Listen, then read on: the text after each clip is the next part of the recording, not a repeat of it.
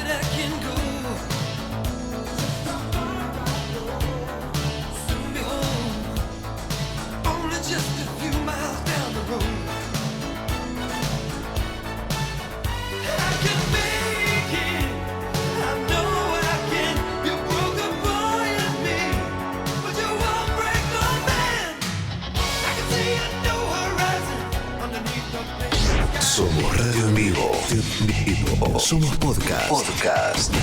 Somos música. Somos noticias. Somos cultura joven. Somos Radio LED. Una nueva forma de entender la radio.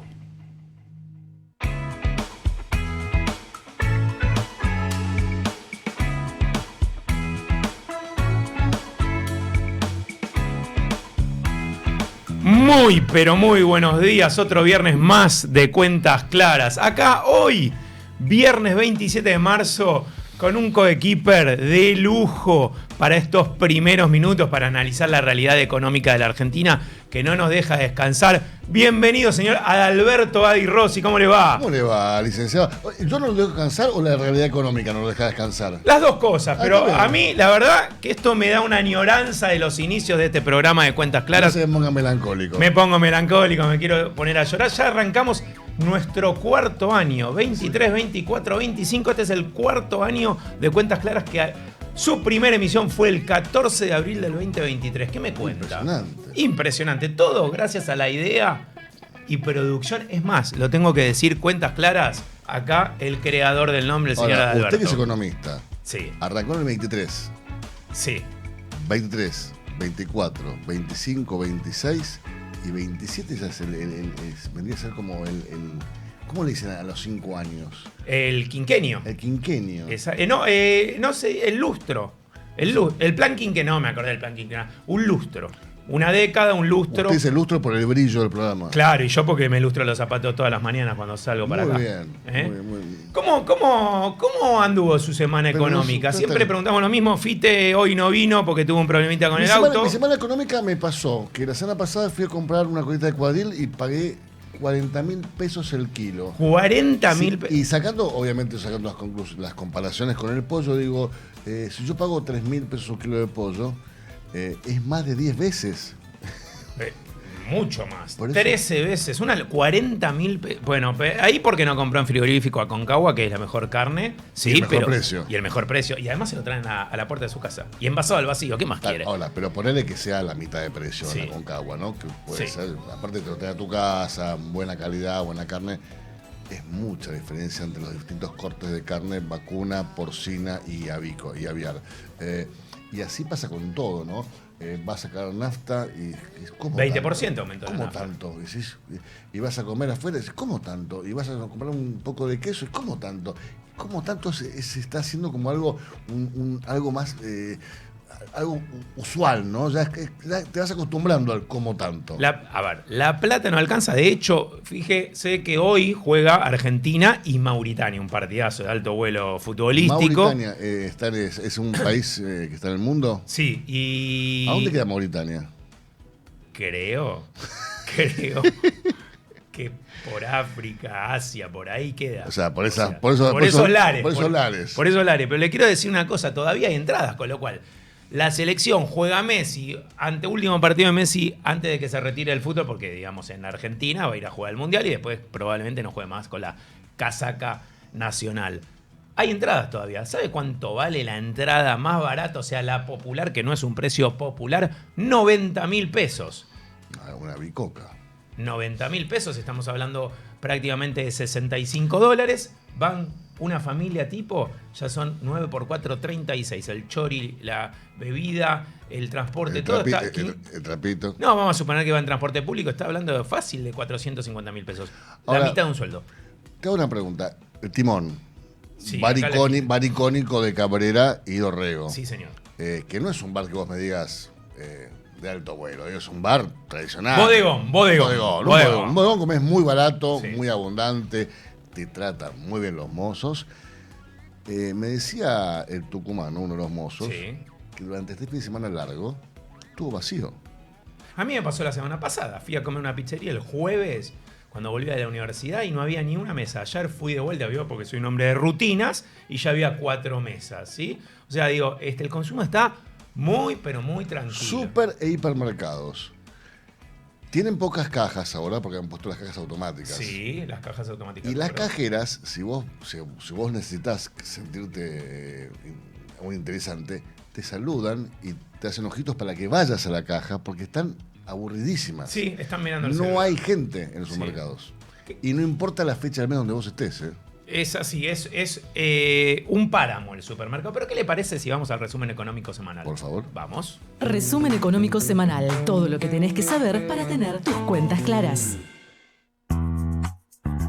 Bueno, vamos a analizar un poquito las noticias más importantes de la semana. Las petroleras en Houston, el CERAWeek. No me haga el chiste fácil, el CERAWeek, por favor. Fue la Argentina Week, ahora el CERAWeek.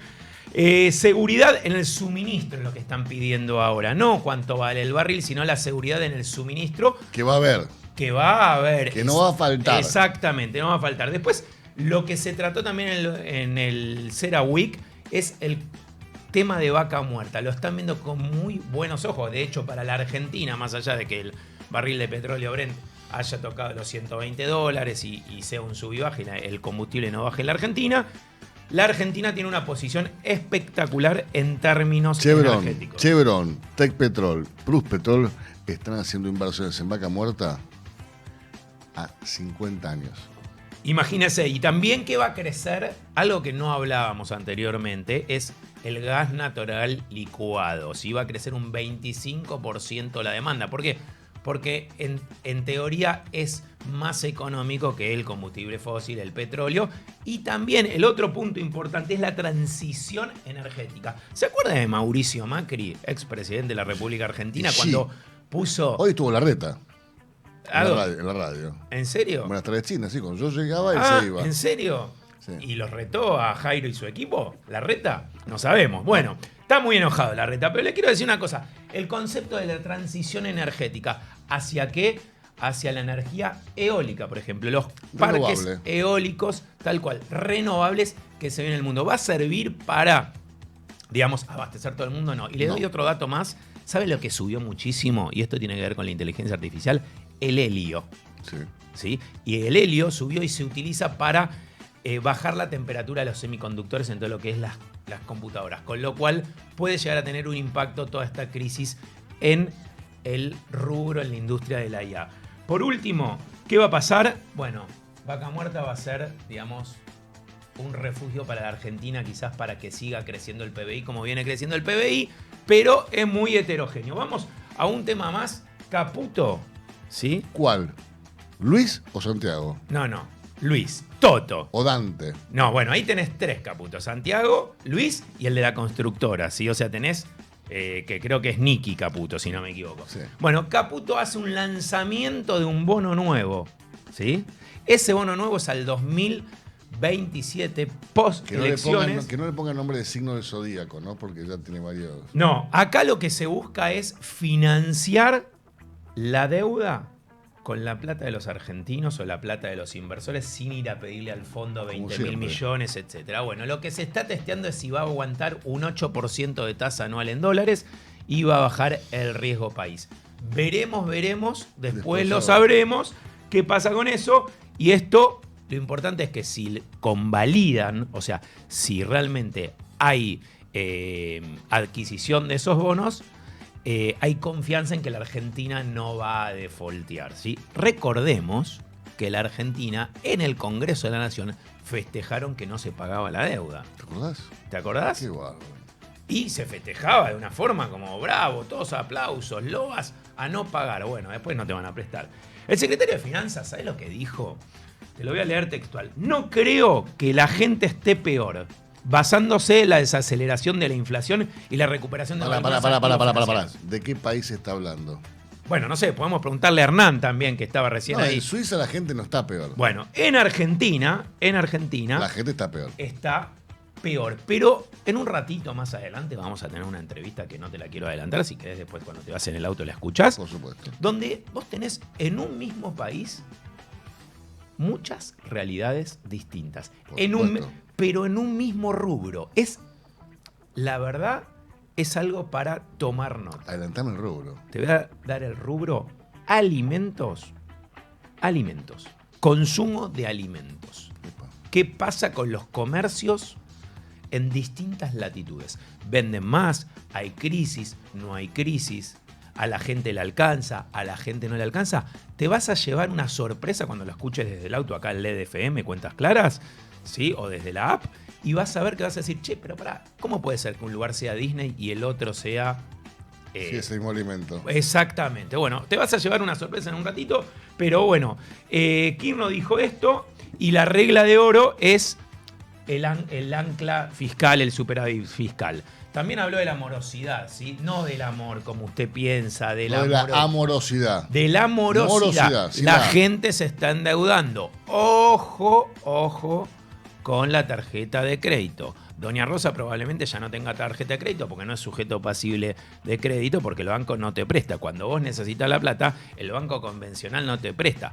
Ojo también con las billeteras virtuales. Un tip te tiro. O sea, si vos tenés una billetera virtual, le debes a la billetera virtual, borrás la app, no se va la deuda. Por favor, Adi, no se va la deuda. Quedás engrampado. El que está muy preocupado es Pierpaolo. ¿Sabe quién es Pierpaolo? Pierpaolo Barbieri, dueño de Ualá. Porque está teniendo serias complicaciones con su fintech Ualá respecto a la plata que tiene la gente. Recordemos, un dato importante es que los depósitos bancarios están avalados por el Banco Central de la República Argentina. La fintech no. O sea, que si quisieran quedarse con su plata, con tu plata, se pueden quedar o si no tienen para pagarte. Igual no creo que lo haga la billetera de Marcos.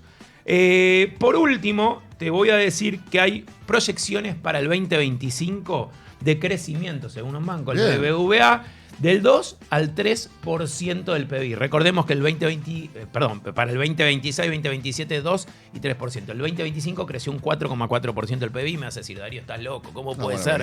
Veníamos de... Bueno, pero venimos con lo que es energía, lo que es intermediación financiera, y por otro lado tenés la contraposición de que la pesca muy mal. Entonces quiero decir, hay contrapuntos en la Argentina. 4,4, sí. Heterogéneo el mercado, sí. ¿Qué va a pasar? De a poquito lo vas a ir sintiendo el efecto de la mejora. De hecho, hoy muy de a poquito, digo, porque necesitamos sentir que hay una mejora los argentinos. Es como la canción esta, Despacito, Suavemente, Ámame en cámara lenta. ¿Se acuerda de esa canción? ¿Me está tirando onda? No. Pero, ¿por qué le digo esto, Rosy? Porque, por ejemplo, la paritaria de comercio cerró un 5%, un 2 y un 1%, pero es menor que la inflación que va a tener un piso de 3% seguro, de 3 20% para marzo, también por digamos, el impacto de los combustibles, que fue un 20%. Bueno, pero y Javier eso dijo pega... que no iba a haber inflación en ¿Cómo? agosto. Y Javier dice que en agosto va a ser No, cero. no va a haber cero, no va a haber cero. ¿No? Y... ¿Usted dice que Javier miente? No, Pedime- Javier quiere que... Pedime disculpas. Le pido disculpas porque usted se desloma, acá estuvo en un programa, ahora está en otro programa. Vos que sos apenas periodista o apenas economista, Sí. pedime disculpas. Le pido disculpas, señor Rossi, y le agradezco la oportunidad.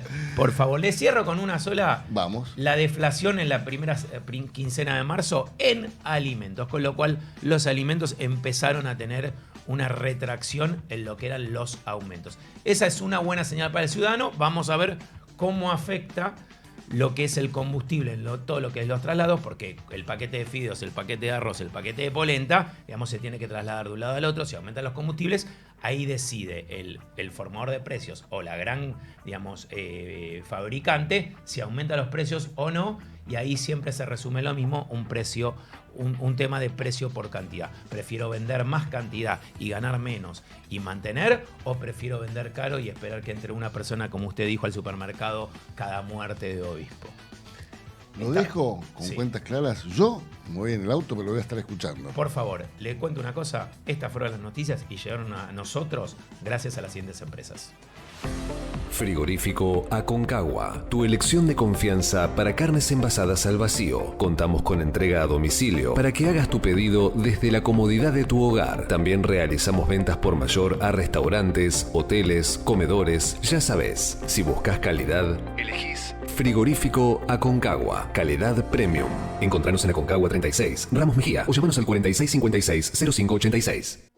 Ambrosini y Asociados, Estudio Contable, Contabilidad y Auditoría, Laboral y Previsional, Impuestos, Consultoría. Brindamos servicios de excelencia acorde a las necesidades de cada cliente. ¿Necesitas asesoramiento? Llámanos 011-6372-2364.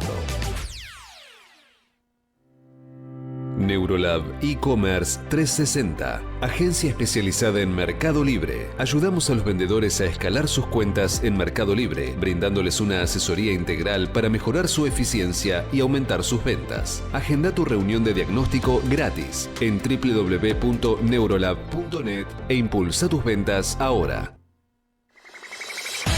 Ideas, tendencias, opiniones, historias y experiencias de las mentes que hacen la diferencia. En Cuentas Claras, voces que inspiran.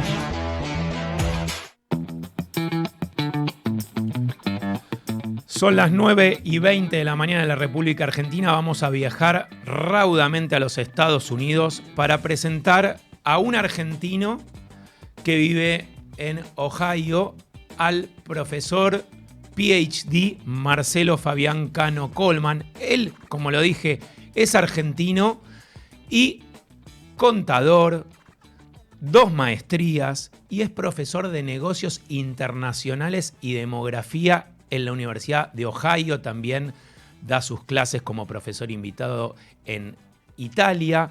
La verdad, un caso realmente de éxito, porque un argentino que decidió ya en la mediana edad irse y formar una nueva, digamos, carrera en los Estados Unidos. Muy, pero muy bienvenido, Marcelo, acá a Cuentas Claras. Hola Darío, gracias por la invitación. ¿Me escuchan bien? Muy bien, te escuchamos. Marcelo, sos profesor de negocios internacionales y demografía. El mundo está convulsionado. Vos das tus clases en la universidad habitualmente, viajás, como lo mencionaba, y hay un espíritu, digamos, emprendedores y de hacer negocios desde la globalización de los 90 y cada vez más con el avance de la inteligencia artificial. Ahora, ¿cómo ves vos el desarrollo de los negocios a nivel internacional, digamos, de empresas argentinas en cualquier parte del mundo o de empresas americanas en Asia, en África, en donde sea?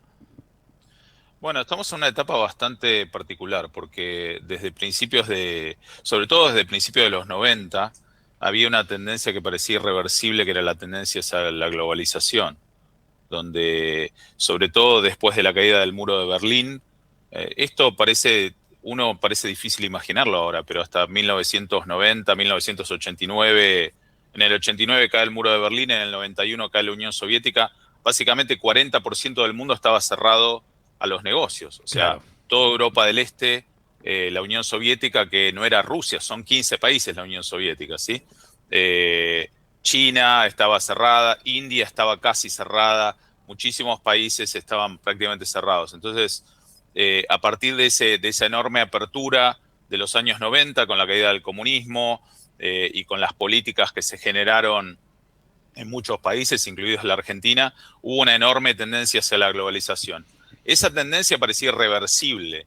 Sin embargo, hoy estamos viendo lo contrario de eso. Estamos viendo una tendencia hacia la deglobalización, hacia la regionalización, hacia el reshoring, como se dice en inglés, que es a veces traer la producción que estaba afuera, que estaba en terceros países, a los países de origen.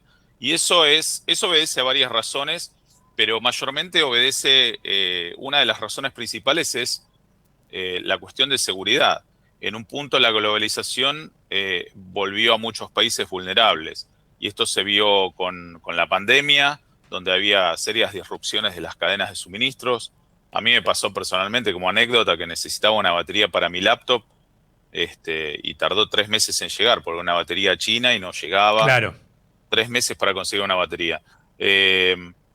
Y a partir de que en particular China concentró muchísimo la producción de ciertos bienes estratégicos, como metales raros, tierras raras, procesadores, microchips. Hay ciertos mercados, ciertos países que tienen un cuasi monopolio en la producción de ciertas cosas que son muy estratégicas, y en un momento muchos gobiernos, muchos países empezaron a dar cuenta que eso era una seria vulnerabilidad.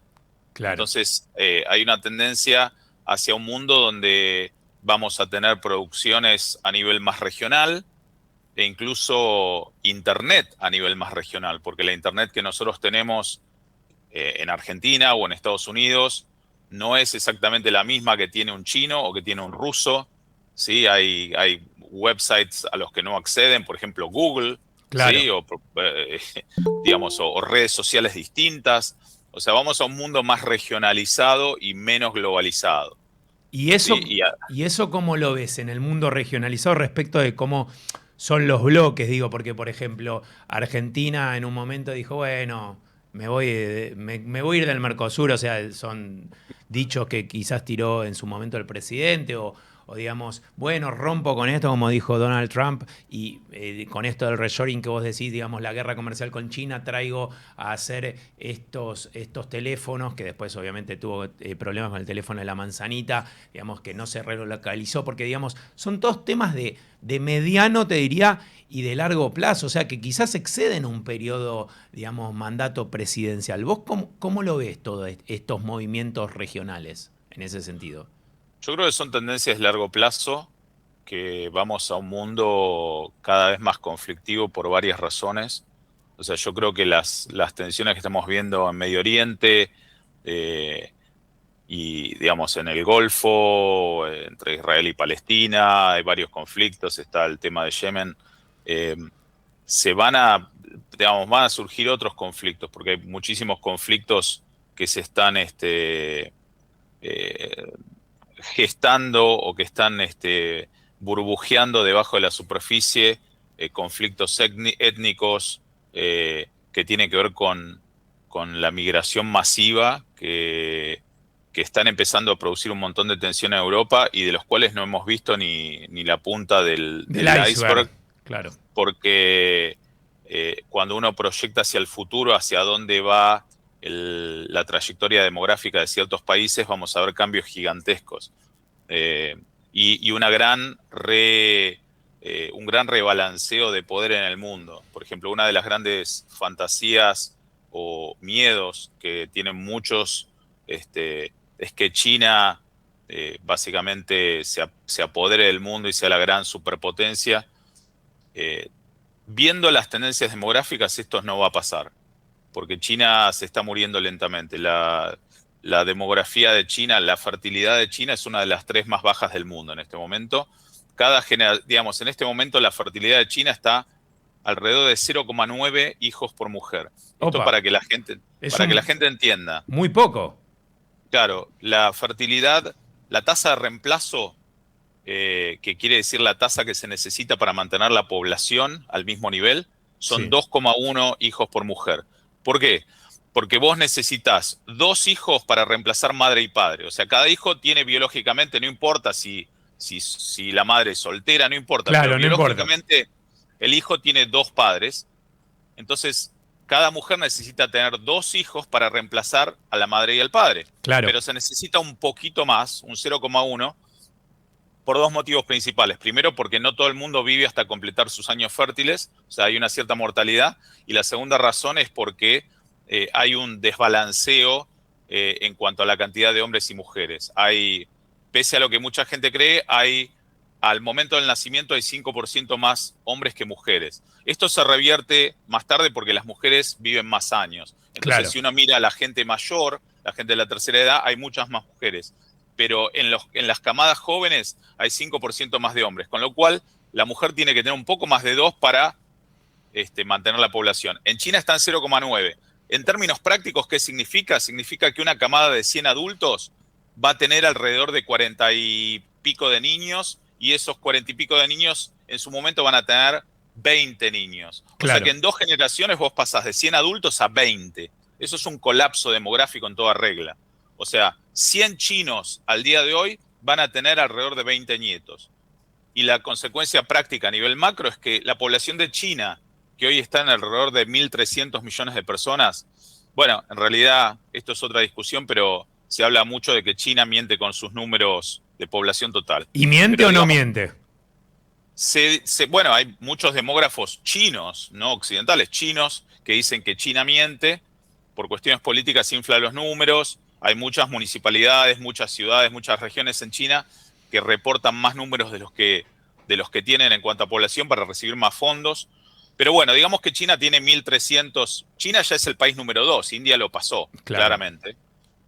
De los 1.300 millones de personas que China tiene ahora, se calcula que para el 2100 va a estar en 600 millones. O sea, China no va a dominar el mundo desde lo demográfico. Bueno, y de lo demográfico obviamente después te impacta en el consumo, te impacta, digamos, porque obviamente son bocas que alimentar, o sea, necesidades básicas de las personas, principal, comer, dormir y vestirse. Entonces digo, eso es menos demanda de vestimenta, menos demanda de comida y también menos movimientos migratorios, si uno lo quiere pensar como los movimientos en el mundo, ¿no?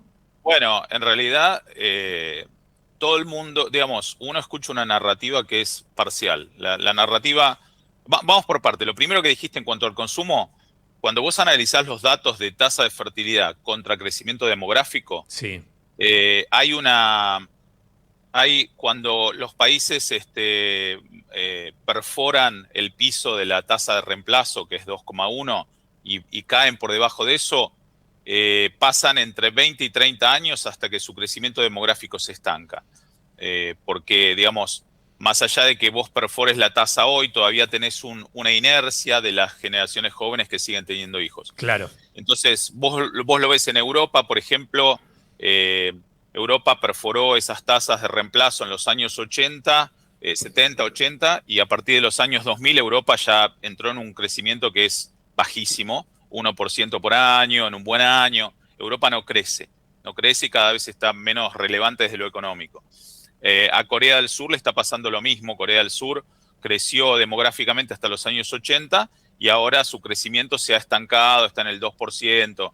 Japón le pasó lo mismo. Japón dejó de crecer demográficamente en los 70 y a partir de los 90 se vio un crecimiento económico prácticamente nulo.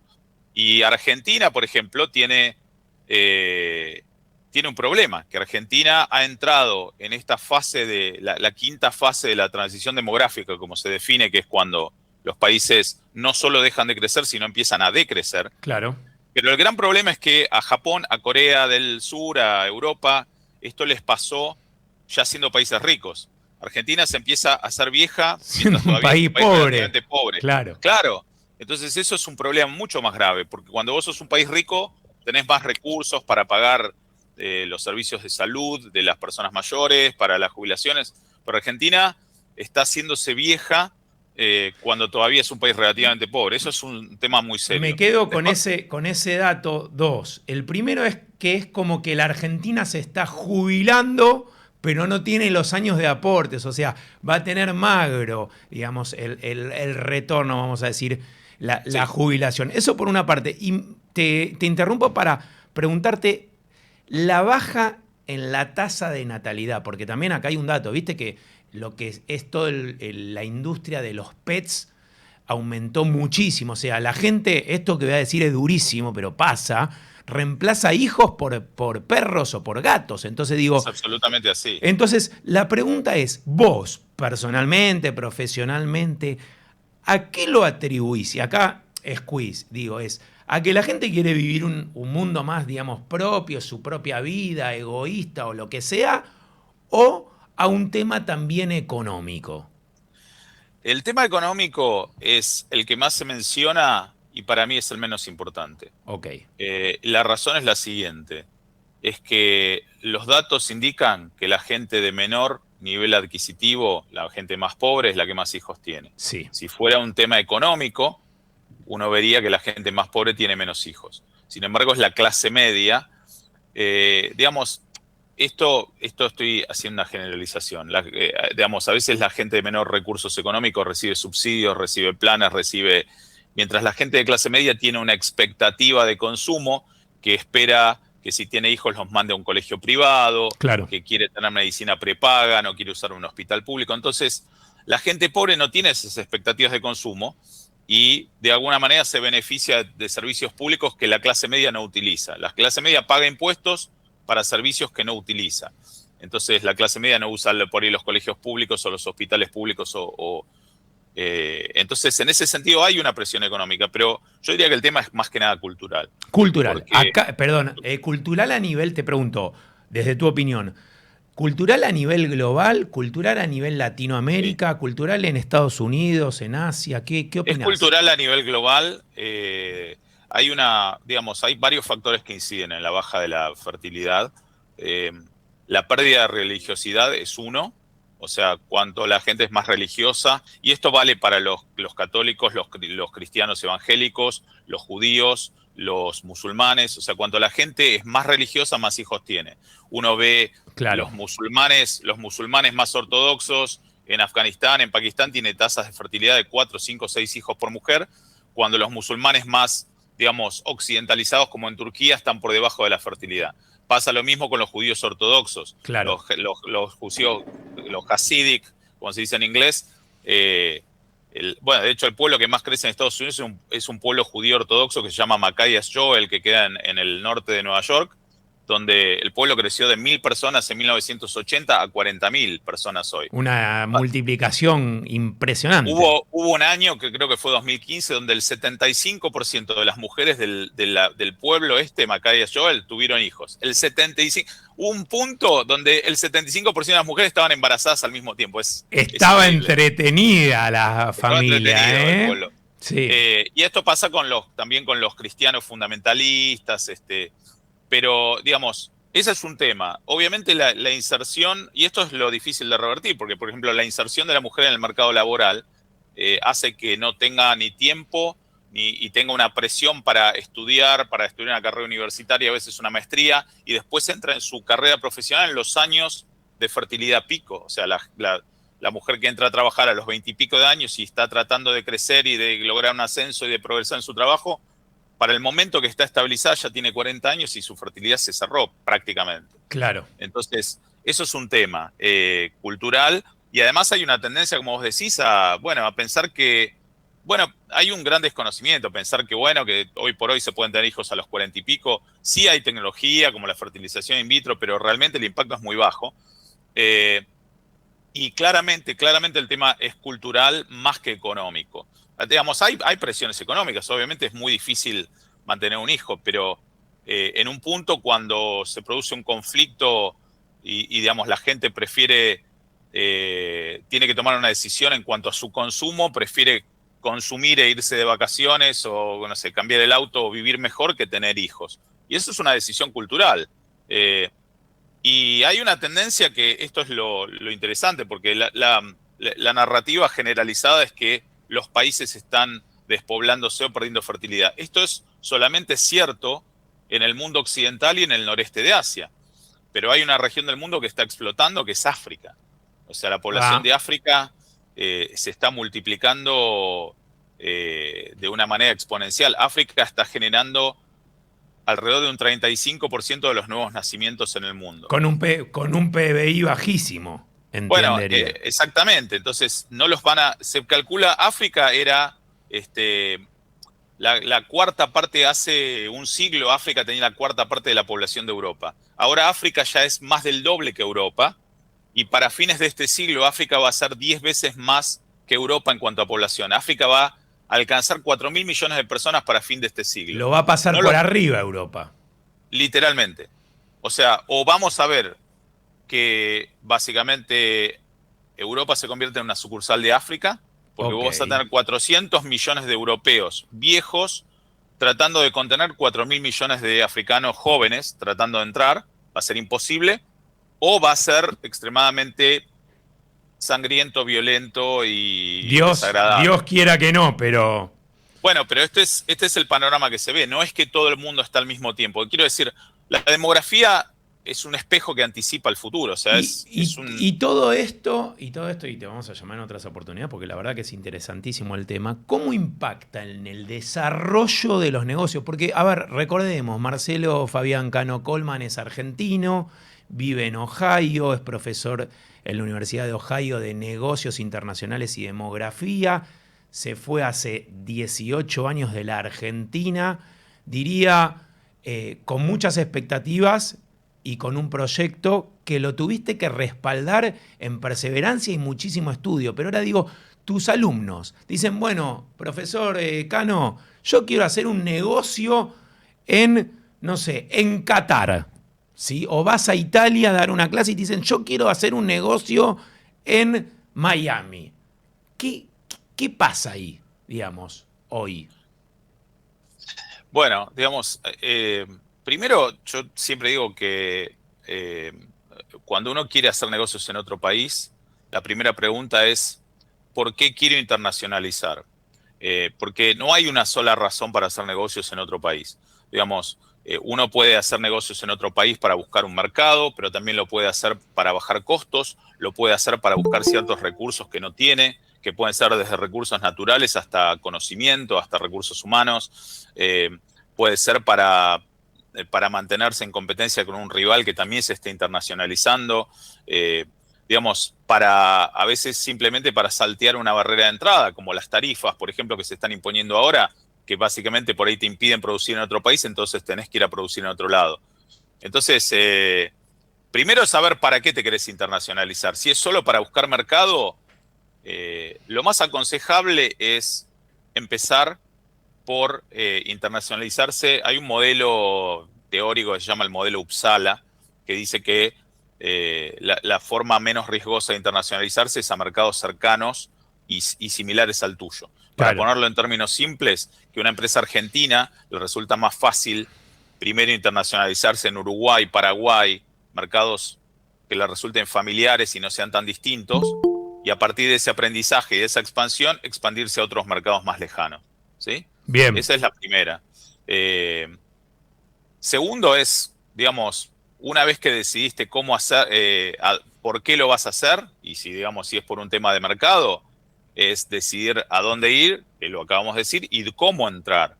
¿Sí? Claro. Cómo entrar, porque hay muchas formas de entrar en otro mercado. Uno puede empezar exportando, armar alianzas estratégicas, adquirir una empresa en el país de destino, o construir lo que se llama Greenfield, construir una subsidiaria desde cero. Claro. Entonces hay muchas formas de entrar a otro país, pero depende del motivo y depende del destino, ¿sí? Y tener un muy buen forecast, un muy buen análisis de un P&L previo para no ir, digamos, en este sentido, irse a hacer la América y el famoso, digamos, vamos viendo argentino, lo atamos con alambre, vamos viendo a ver qué pasa, porque eso en general termina muy mal. Sí, y te diría que antes de hacer ninguna proyección financiera, es importante entender las diferencias entre los mercados a múltiples niveles, a nivel cultural, a nivel institucional, a nivel de regulaciones, Claro. a nivel... digamos, hay una cosa que se llama la trampa de la familiaridad, que es creer que porque uno va a un país que se parece un poco al de uno, es fácil entrar. No. ¿Sí? Y así suele suceder que empresas de Canadá quieren entrar a Estados Unidos porque piensan que es parecido, o viceversa, empresas americanas que quieren ir a Canadá y se llevan un chasco porque encuentran diferencias. Hay muchos casos de empresas enormes como Walmart que han fracasado en mercados que parecían fáciles. Walmart fracasó en Alemania, por ejemplo, pensando que, bueno, era un mercado europeo, que lo entendían, que no era tan difícil, y fracasó estrepitosamente. Claro. Porque encontró un montón de diferencias culturales. Y estamos hablando del retailer, de la cadena de supermercados más grande del mundo. Tal cual, tal cual. Y fracasó. Pero de cualquier manera, para resumir lo que vos decías, Argentina exporta poquísimo y Argentina tiene que exportar más. Argentina exporta $1.400 per cápita. Esto no te dice nada, en el, digamos, como dato aislado, pero Chile exporta casi $5.000 per cápita. Muchos países europeos exportan 10.000, 20.000. Bélgica exporta cerca de $50.000 per cápita. Sí. $1.500 per cápita. Somos una economía que ha crecido hacia adentro. Bueno, no ha crecido mucho, pero siempre se ha orientado hacia adentro. Y no hacia el mundo. Argentina, sí, solo si pudiera imitar a Chile, tendría que exportar 3 veces más lo que exporta. Tal cual. Argentina tiene que mirar hacia afuera. Esto es así. Sin duda. Bueno, Marcelo, me quedo con el Argentina tiene que mirar hacia afuera y no solamente exportar producto, digamos, del agro, sino exportar valor agregado, exportar servicios, exportar, digamos, inteligencia respecto a lo que tiene que ver con el desarrollo de software, que es uno de los grandes, digamos, rubros de la industria argentina hacia el futuro. Y te vamos a estar llamando en otras oportunidades. La verdad que una charla excelente. Te agradecemos muchísimo esta comunicación de viernes. Un abrazo enorme y muy, pero muy buen fin de semana. Un abrazo grande, Marcelo. Igualmente, un placer. Gracias, chau, chau. Hasta pronto, chau. Cuentas Claras, con la conducción de Darío Rubinstein. Siempre debe haber energía en tu vida. En Alto Energy trabajamos las 24 horas para darte la solución en grupos electrógenos, adquirir los nuevos, alquilarlos o solicitar reparaciones. En Alto Energy, las mejores prestaciones para tus necesidades. Generar poca energía es fácil. Para grandes proyectos, Alto Energy. ¿Querés que todas las áreas de tu empresa estén integradas? No dudes más y contratá Bechermann ERP. Un sistema de gestión integral para pymes que, además de acompañar al crecimiento de tu negocio, te asegura flexibilidad, integración y cumplimiento. Si querés conocer más, búscanos en la web como Bechermann ERP o comunicate al 0810-266-4444. ¿Necesitas accesorios para tus dispositivos electrónicos? Vení a Celu Gadgets y encontrá lo último en tendencias y calidad para proteger tu celular o notebook, mejorar tu experiencia en audio, iluminar mejor tus fotos o convertirte en un experto gamer. Visítanos en Soldado de la Independencia 966 o en nuestra web www.celugadgets.com.ar. Celu Gadgets. Todos los productos en un solo lugar. Cuentas Claras, entender lo macro para decidir lo micro.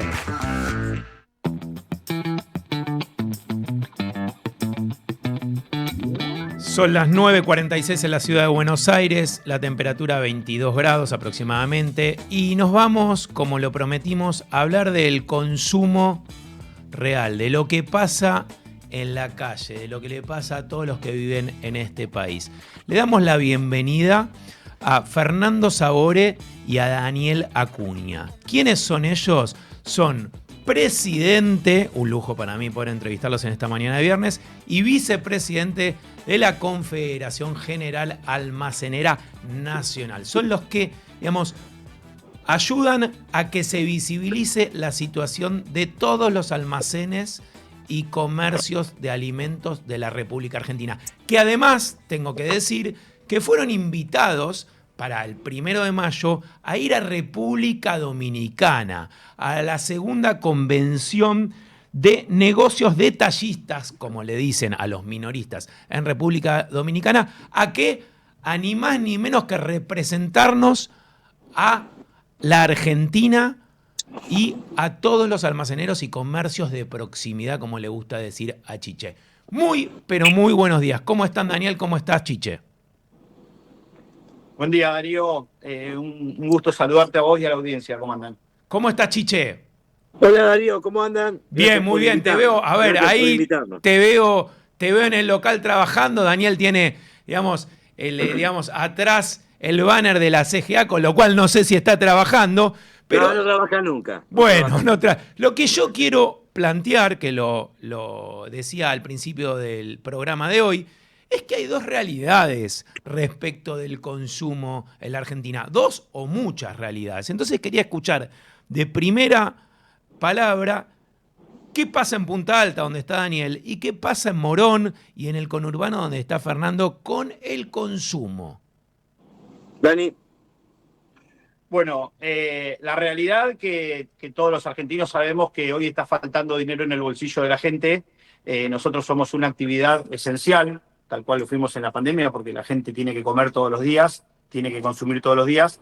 Y el comercio de proximidad supo captar la caída de las grandes superficies.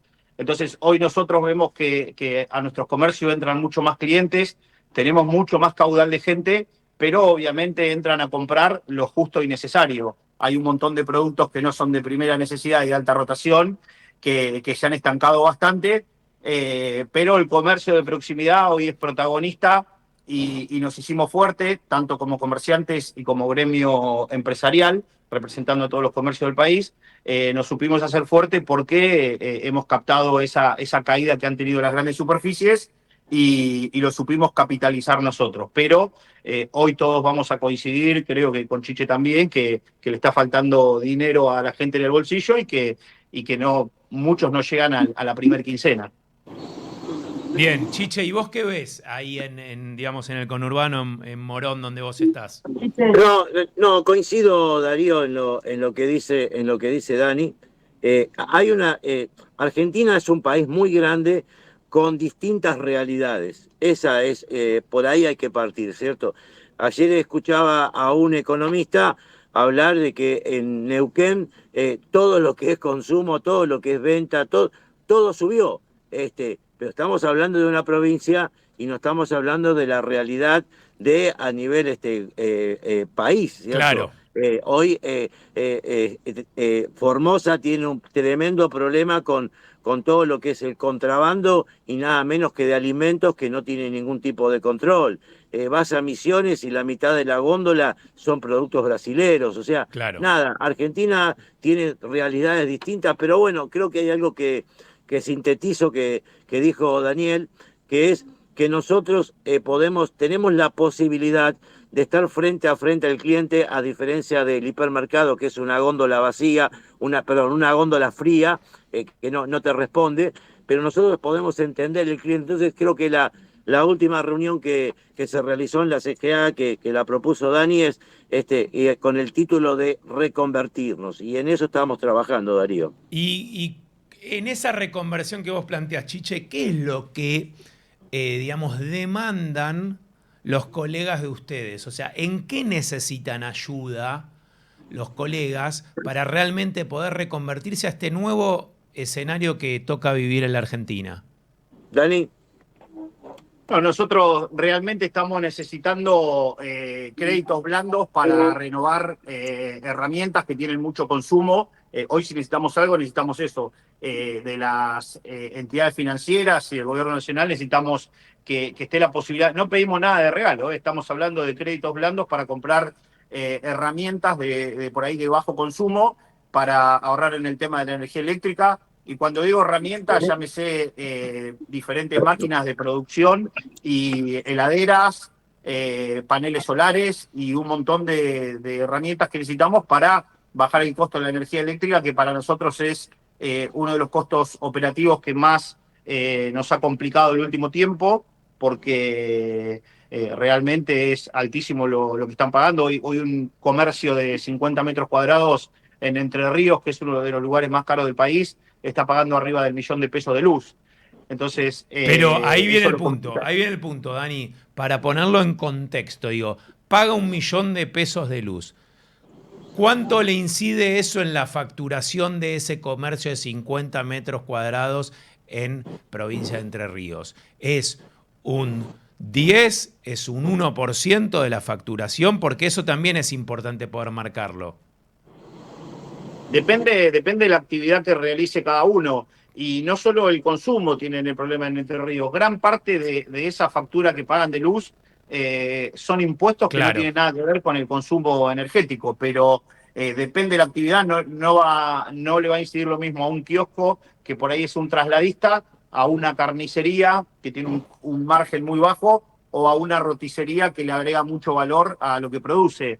Pero sí está complicando al comercio de Entre Ríos, que es el más complicado. Nosotros también estamos complicados. Acá tenemos cooperativa eléctrica, ustedes tienen el Sur y el Nor, pero hoy una de las tarifas que más complica el comercio y el sector privado es la energía eléctrica. Entonces necesitamos trabajar con herramientas y con líneas crediticias que nos permitan hacernos de paneles solares para cubrir gran parte de la demanda energética que tenemos en nuestros comercios. Bueno, es una forma de relocalizar o de una transición energética que en definitiva quizás en el corto plazo no se ve, pero en el mediano y largo plazo les puede hacer un cambio de ecuación en lo que son los costos fijos. Y ahí les pregunto a los dos, todo lo que está pasando con la crisis en Medio Oriente, la guerra, el aumento del petróleo, el aumento de los combustibles en la Argentina que ronda un 20% en marzo, ¿eso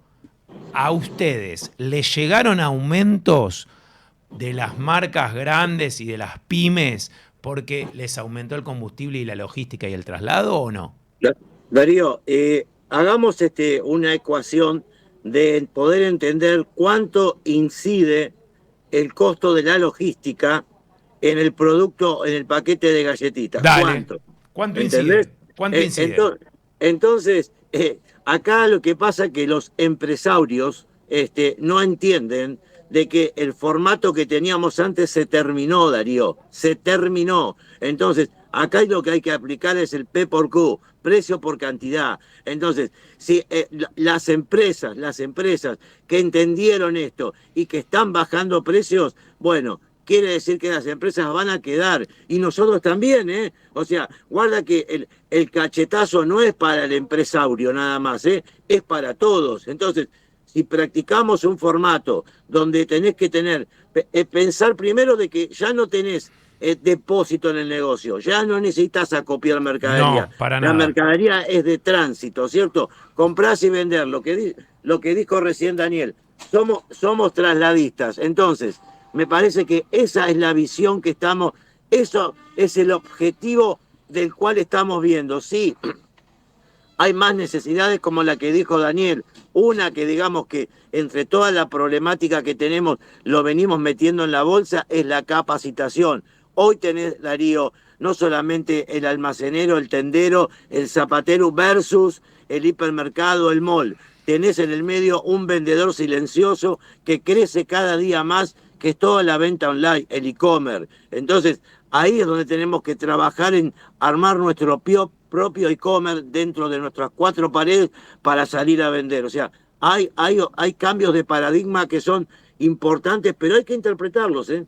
Ahí me quedo con 2 temas importantes. Lo que vos dijiste es algo de las máximas que digo yo siempre. La vida es P por Q. O sea, en este caso es cantidad por precio, precio por cantidad, es lo mismo, el orden de los factores no altera el producto en ese sentido, pero es cuánto voy a tener que trabajar y también qué va a pasar con la demanda, y esto es una cuestión básica de la economía, oferta y demanda. Mayor oferta y la demanda, el precio va a tener que caer. Ahora, menor oferta, misma demanda, el precio va a tender a subir, porque es lo que pasaba cuando el arroz no aparecía en el 2023, que un kilo de arroz de primera marca valía 5.000, 5.500 y hoy vale 2.000 y pico. O sea, y pasaron 2 años y medio. Entonces en ese sentido, esto que vos decís de los empresarios tiene que ver con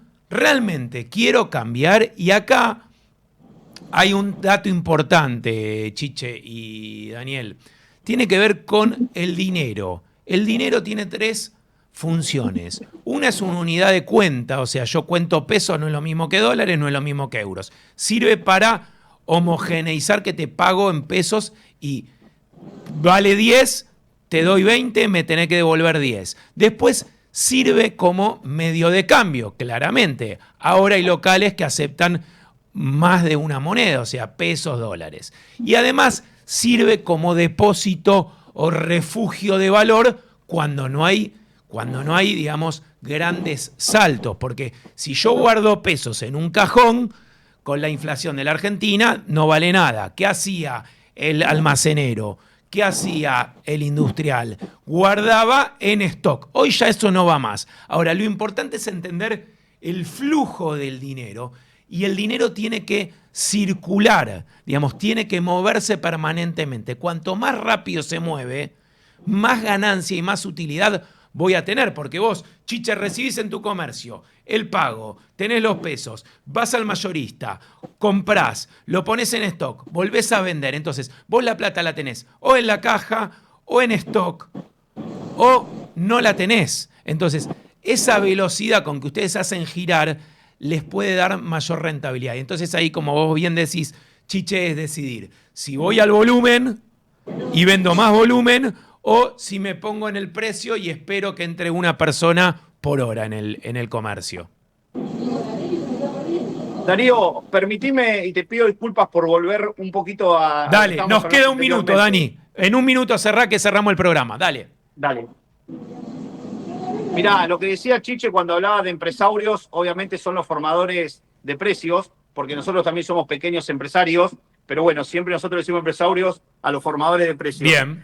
Lo que yo te quería decir, en esta semana tuvimos empresas que por el tema del combustible que estábamos hablando subían un 10, un 20, un 30 y algunas absorbían el impacto del aumento del combustible.